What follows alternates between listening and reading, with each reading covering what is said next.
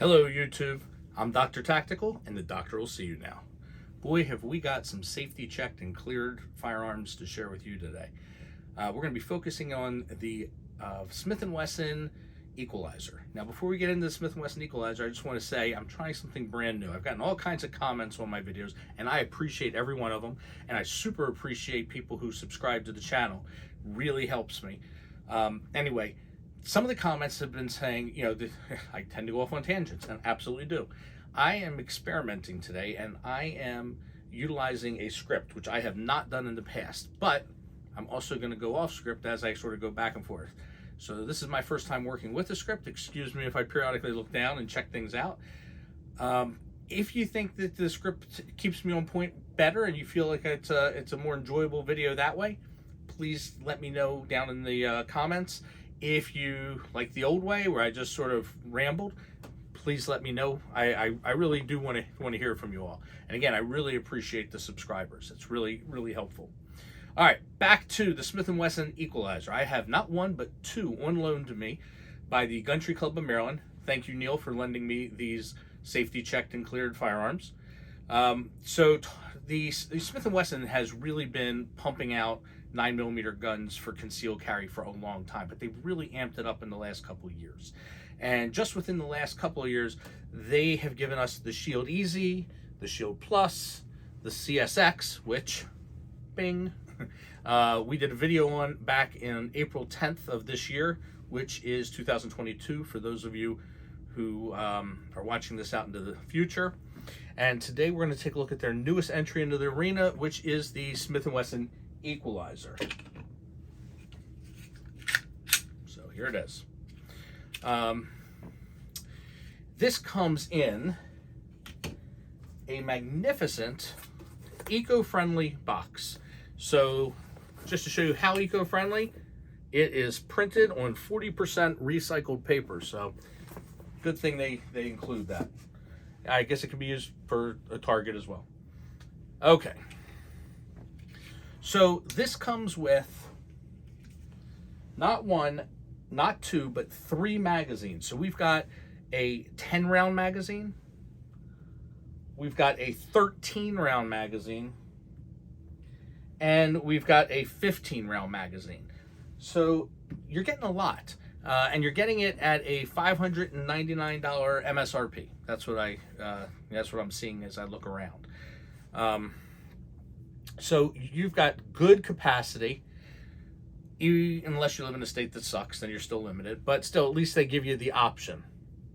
Now, these magazines are compatible with the Smith & Wesson Shield, but not with the EZ. The Equalizer is hammer-fired. Where is it? So it doesn't appear to be hammer-fired. When you look at it, it looks very much like it's striker-fired because the hammer is internal. So by utilizing a hammer instead of a striker fire system here, the Equalizer is able to function with a much lighter spring setup. And that keeps this in the EZ family. So going from I still find the EZ a little bit, well, you know, it's not fair. The EZ that I have here is actually a 380. So of course it's going to have even lighter springs. But this is still significantly lighter than your typical striker fire gun. And so why would we want that? Well, it's helpful for women, it's helpful for elderly, it's helpful for people with arthritis or people who have weaker grips.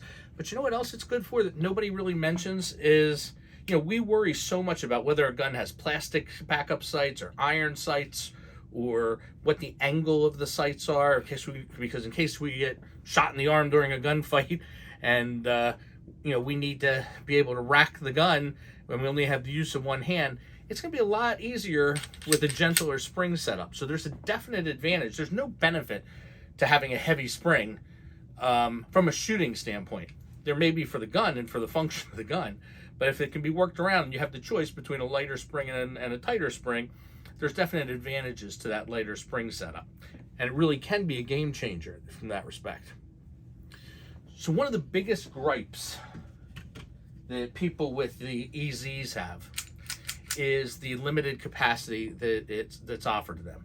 And I know this because my mom has a EZ, Mama Tactical, and she really, she has to load up at the range, and she does a lot more loading than people with higher capacity magazines, and it's time consuming. It takes up some of your enjoyment while you're there shooting. Anyway, the Equalizer fixed this problem in spades when it came up with its larger magazine. The problem is their magazine is not compatible with the EZ. Now, these magazines are very tight because of the high capacity. It's very, unlike the, hold on, I have one. Okay, so unlike the EZ magazine, and by the way, this is a 380 magazine, and even this only holds 8. So maybe the 9mm holds even less. I'm sure it does. So very low capacity magazine for the EZ, but it does have this really nice little feature where you can strip down the follower and just dump 9mm or 380 in this case, but dump your rounds into it. So these higher capacity magazines that you're getting with the Equalizer and with the Shield Plus and I'm sure I mentioned it, this is interchangeable with the Shield Plus mags. This is really tight, and as you're trying to get the final rounds in, it's difficult. So what Smith Wesson did, which is a breath of fresh air, and everybody should be doing this, they included one of the Maglula Uplula speed loaders. These things are awesome. We all know they're awesome. Nobody uses the little crappy things that come in the case. Maybe new shooters who don't know any better are just sort of experimenting. If you're using those things, get one of these. They're great. My friend Michael got me this very patriotic red, white, and blue one. Thank you, Michael. You're the man. I've got those all over in all my range bags. It just makes life so much nicer to load. So it doesn't even matter that magazine being challenging because it's a breeze. So kudos to Smith & Wesson for throwing that in.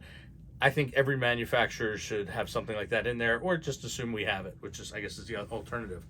All right, so Smith & Wesson borrowed several aspects from its own, as well as other manufacturers' guns.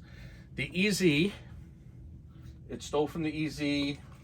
I keep confusing them. They all look so much alike. The really light slide action there. The Shield Plus, which I don't have here, it took the high capacity of those magazines.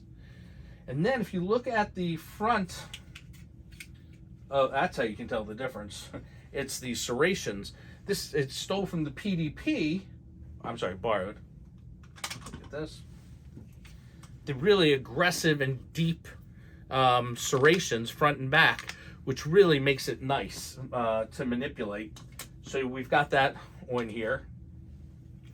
Also from the VP9, it borrowed the little ears in the back, which extends it just enough so you can just sort of grab one a little easier to the slide. You got sort of as you're going down, you got a backstop here that sort of holds you in place.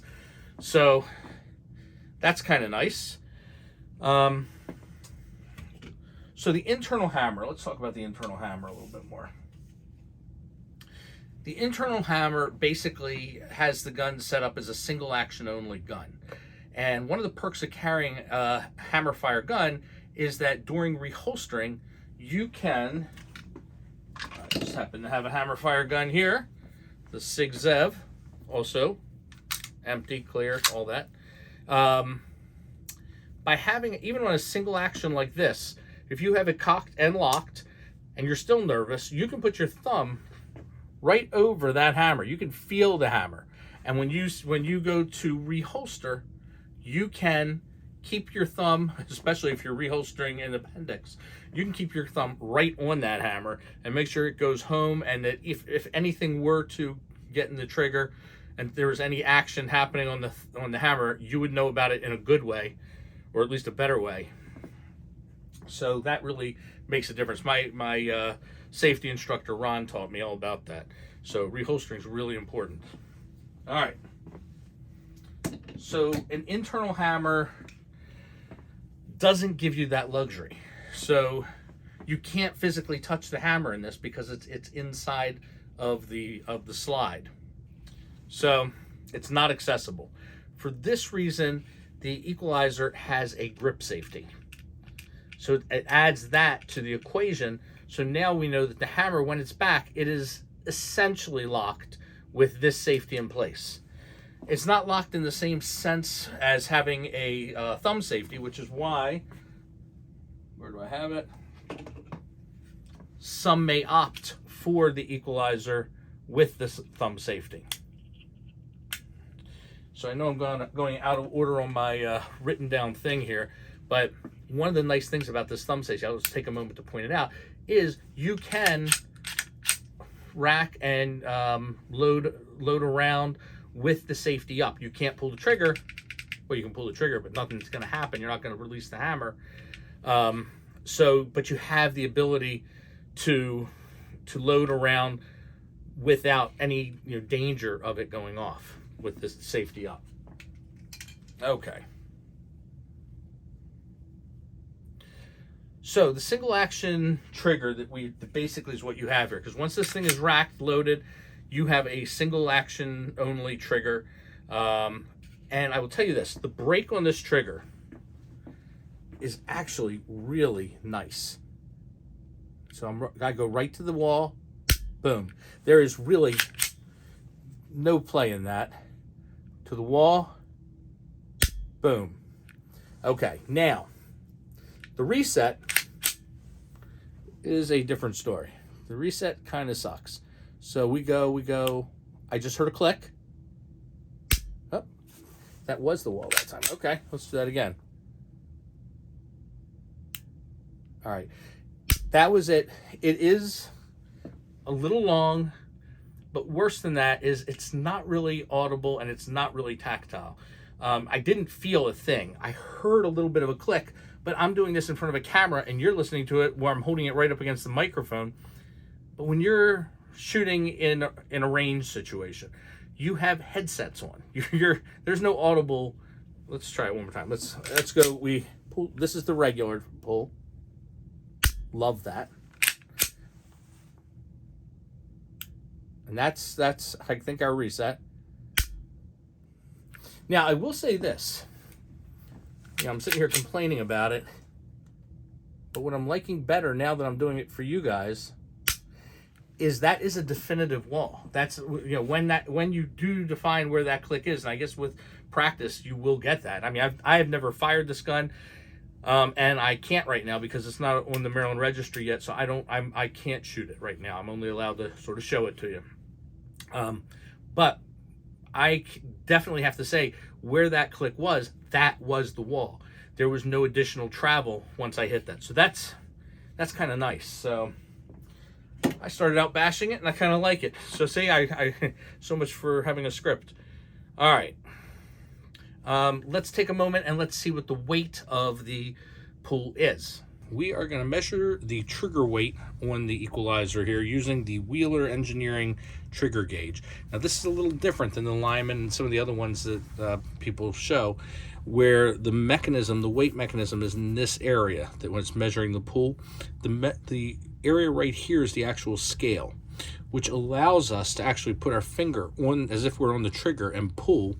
And what that does is it lets us put it in the portion of the trigger, since it's a curved trigger here, where we would be pulling from.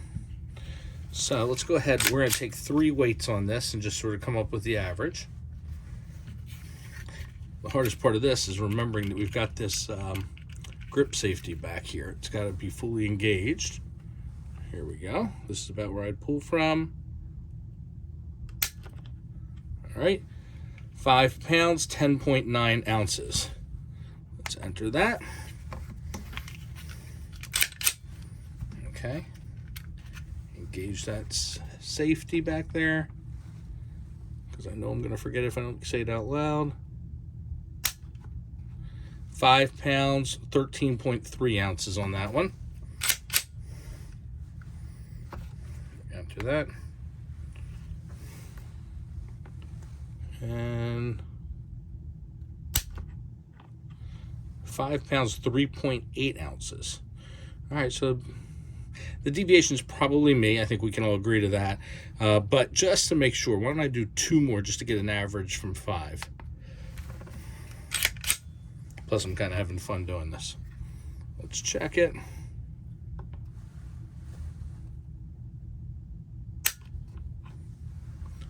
£5 pounds, 0.0 ounces. All right.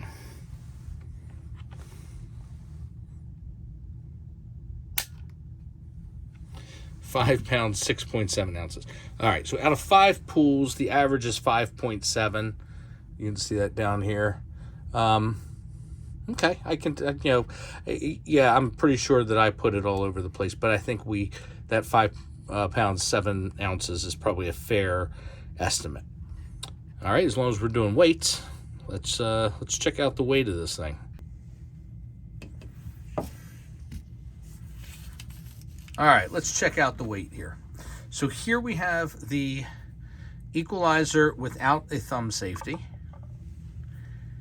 And it is weighing in at 1 pound, 4.1 ounces. So let's see if the thumb safety mechanism adds any weight. This also has a little sales dongle, whatever on it. I don't think that has any weight, but otherwise it's the exact same gun. And 1 pound, 4.3 ounces. So there does appear to be some additional weight contributed by the thumb safety mechanism, although probably not very significant. Now, since we decided this gun is really in the market up against the 365 XL, let's just see what that comes in at. 1 pound, 1.6 ounces. Okay, interesting. So the Equalizer also has a Picatinny Picatinny rail for mounting lights, lasers, toasters, coffee makers, whatever floats your boat. And it has one of those little, so there's our rail, but then it also has one of those little peepholes on the top so that you can see if you have a round, to check to see if there's a round in the chamber. So I get the benefit of that. If you don't want to do a press check or just see what's happening. However, if you look at this and then you look a little bit behind it, you'll notice this also has an optics cut out for it. And as David from the Humble Marksman points out, that is not good engineering, because that little hole is where gases and powder and dirt and schmutz is going to come up, and it's going to get ejected like a little blowhole right onto your optic, and it's going to make it hazy, it's going to get it oily. It's a bad place to put a hole if you're going to have an optic. If you're not running an optic on it, doesn't matter, it's fine, don't worry about it. But it's just not a good design. All right, now Smith & Wesson bills this as a 9mm micro compact, but I would have to disagree with this. The SIG P365, which sort of started this, this little safety checked and cleared gun, I would call a micro compact. Significantly smaller in pretty much all dimensions here. Now, I don't think they're trying to even compare this to the 365. I think what they're trying to do is compare this to the 365 XL. But I don't think the 365 XL is this. I'm talking about this safety checked and cleared 365 XL, of course. I don't consider this to be a micro compact either. I consider this to be a small compact, but it's still, I certainly, it's significantly bigger. I can get all my fingers on it. I mean, there's benefits to it, but it's not a micro. And when I look at this next to the Smith & Wesson Equalizer, well, let me hold this where you guys can see. The grip is shorter on the Equalizer without magazines in it. The gun is longer for the Equalizer, the length. The grip is not as far out. That nobody measures that anyway. That's not what matters. But what does matter is the thickness. And it appears that the thickness on the Equalizer on the slide is wider than on the XL. And the grip of the XL, the grip may be narrower on the Equalizer. Let's find out. All right, so let's get our bullet gauge here. All right, so that is our thickness. Yeah, can't go under that. So this is wider, but I'll tell you something interesting. This grip feels to me, ergonomically, this grip feels significantly better. I've never been a fan, and this is totally a personal thing, because I have a Smith Wesson Shield, the original Shield. Let me see where I have that. Oh, I have it somewhere. Anyway, the original Shield, I loved the gun. I loved how compact it was. I carried it for a long time. However, it did not, never felt comfortable, but it carried well. And quite honestly, for a carry gun, I will take carrying well over comfort, because you're only really using it in certain situations. So, but anyway, I will say that the XL is definitely a more comfortable grip. Let's see what else I want to show. Let's check the slide, because I had mentioned that.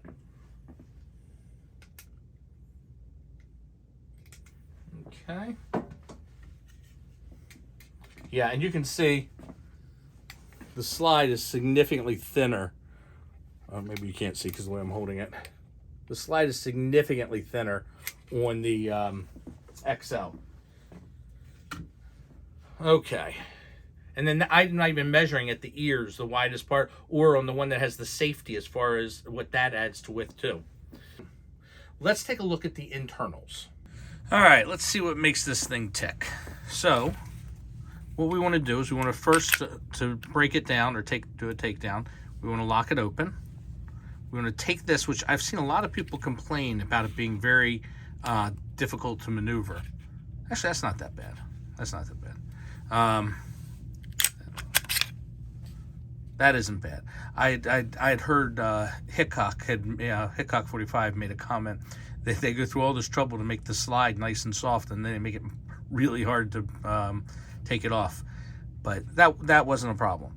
Okay, so everything is pretty typical on the upper. We've got let's take our spring out.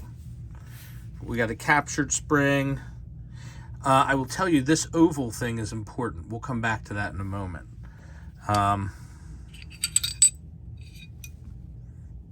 There's our barrel. Nice feed ramp.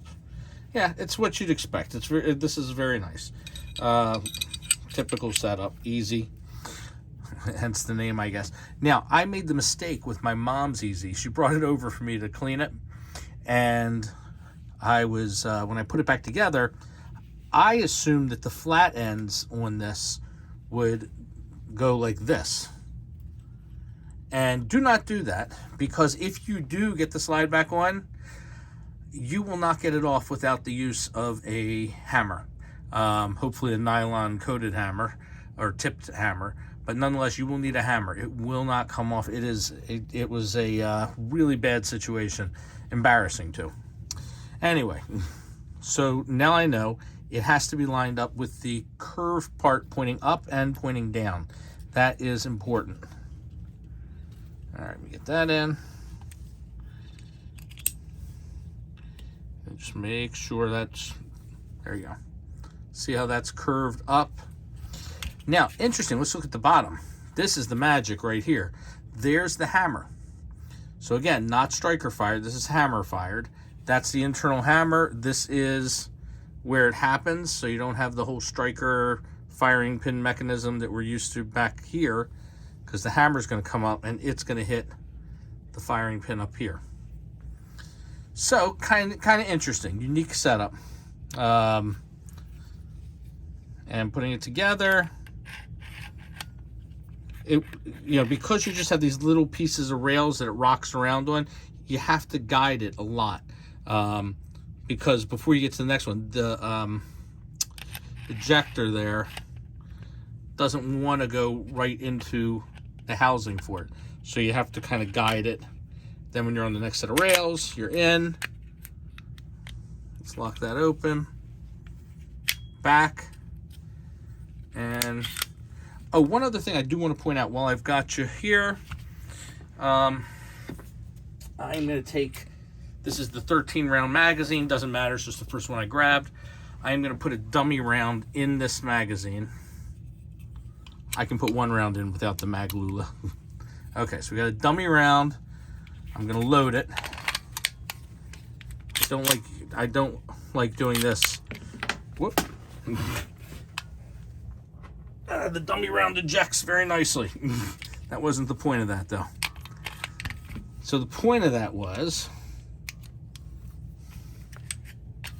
I don't like closing the slide on an empty chamber, especially on a gun that's not mine. So look how easy, again, hence the name, but look how easy it is for me without really changing my grip at all to close that down. So just another little nice addition. Just out of curiosity. Just gonna try and toss it up and catch it, but the camera's too close. Okay, well, that is the internal portion. That's the Smith Wesson Equalizer. I really want to thank you for taking the time to look at this with me. I think that this really does solve some of the problems that they had with the EZ. Love the fact that they put the mag lula in it. I love the fact that it's got a really nice trigger feel. Just not a good audible click, but again, there's a lot of noises going on when you're shooting, and if you practice with it, you'll get good with it.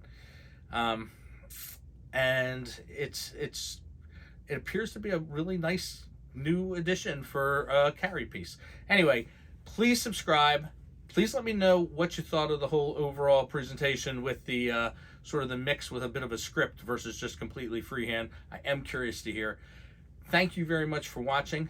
I'm Dr. Tactical. Dr. Tactical out.